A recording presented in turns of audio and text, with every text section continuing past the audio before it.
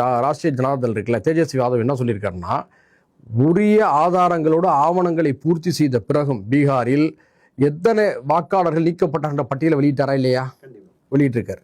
அடுத்ததாக பீகாரில் இவர்கள்லாம் இறந்து விட்டார்கள் என்று சொல்லி வாக்காளர் பட்டியலிலிருந்து பலரை தேர்தல் ஆணையம் நீக்கியது.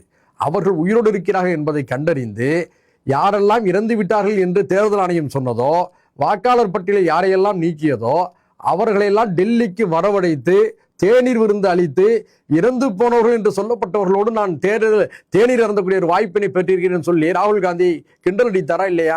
இதுக்கு என்ன பதில் சொல்றீங்க?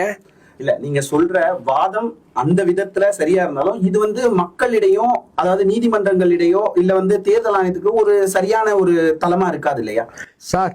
இவ்வளவு பகிரங்கமாக எப்படியெல்லாம் இங்கெல்லாம் நீக்கப்பட்டார்கள் என்ற ஆதாரத்தை பீகார்ல தேஜஸ்வி யாதவ் கொடுத்திருக்கிறாரு. இறந்து போனவர்னு சொன்னவர்களோட தேநீர் அருந்தி ராகுல் காந்தி அறிந்திருக்கிறாரு. இதுக்கு மேல வேற என்ன ஆதாரங்கள் வேண்டும்?